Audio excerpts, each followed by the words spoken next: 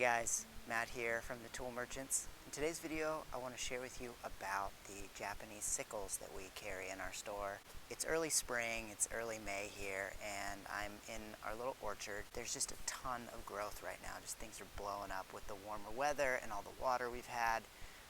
This is a black raspberry here behind me. You can see there's a bunch of grass.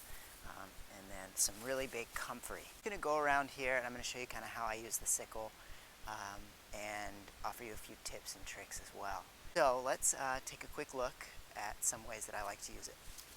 Alright, so in front of us here is a black currant. It might be kind of hard to see because it's just so green here. There's a lot of grass, some vetch, and we're just going to get the grass off of the back of the currant and lay it down as mulch.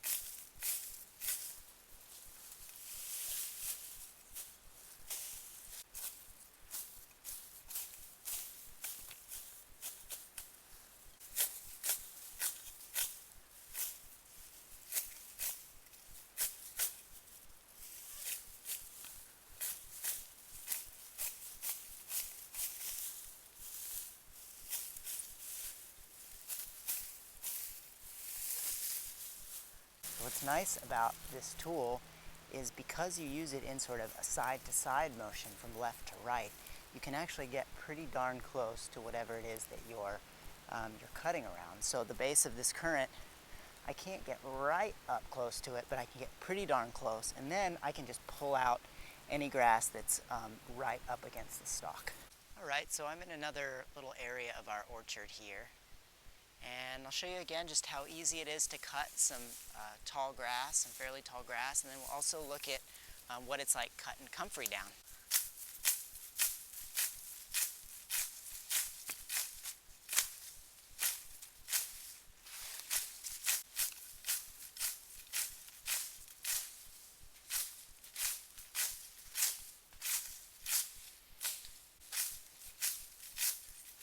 Right to left strokes.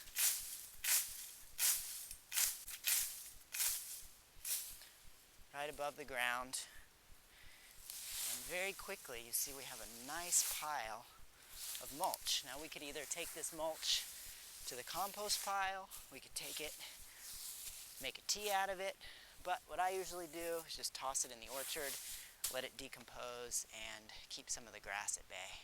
So now we're going to cut this comfrey down. Comfrey is an amazing plant that goes really well with your trees in your orchard. It's got a deep taproot, so it doesn't compete very much with your shallow-rooted feeder roots on your fruit trees. It grows really big, as you can tell, and you can cut it back a number of times a year, and it enriches the soil in a big way. It pulls up minerals from the subsoil and makes those minerals available to the plants with their roots more shallow on the surface. And flower now, so it's a good time to cut. And so we're just going to go through with the sickle. It's pretty tender. And just give it a haircut.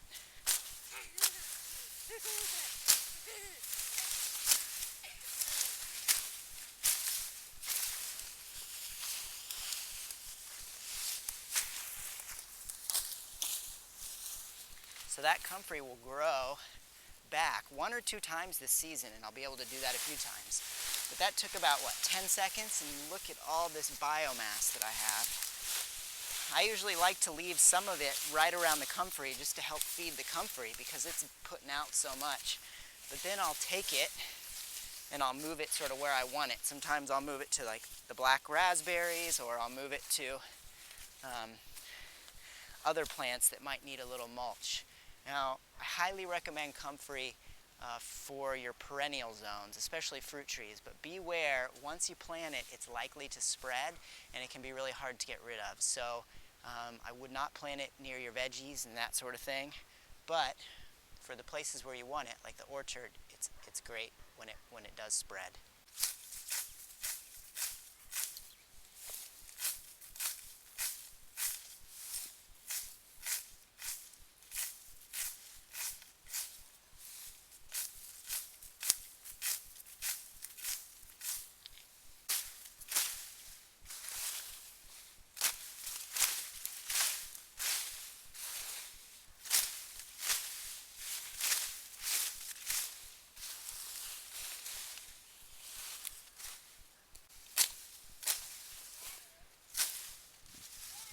Now maybe you don't have fruit trees that you want to mow around, but perhaps you have a pathway that gets overgrown and you want to do it by hand.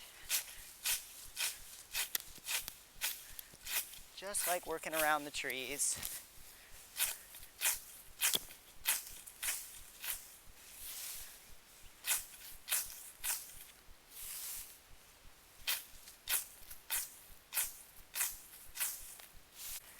The tool just makes a nice little arc right in front of you, and you make your way forward a little bit at a time.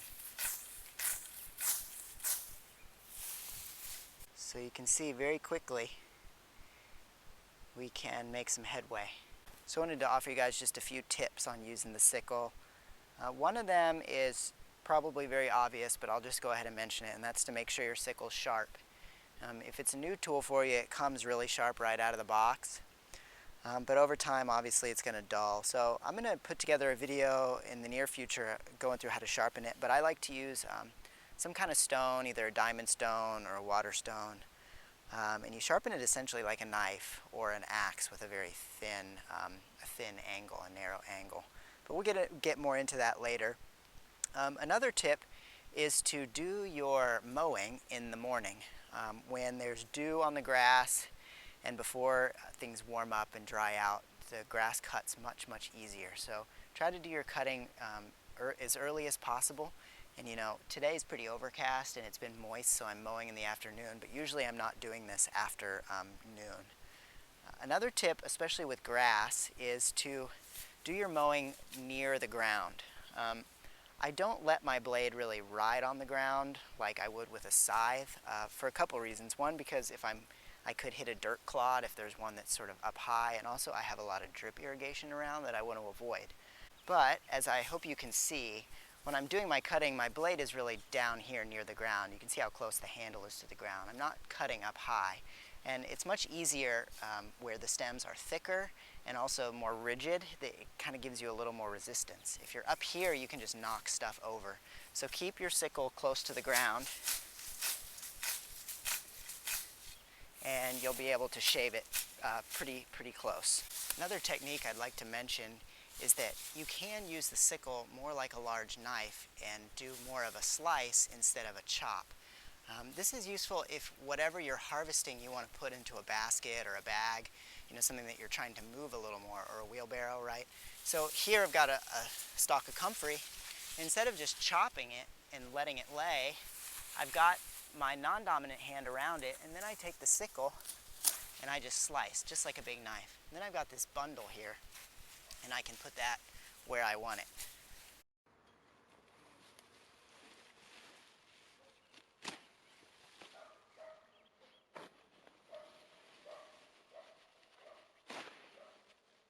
Well guys, thanks for tuning in. I hope this video was useful and perhaps informative. I'm going to be here for the next little while, just tending this mini jungle we have. If you like this video, I appreciate it if you give it a thumbs up. It really does help. Check us out at thetoolmerchants.com, and look out for our monthly newsletter where we give away a free Japanese hand weeder every month. See you next time.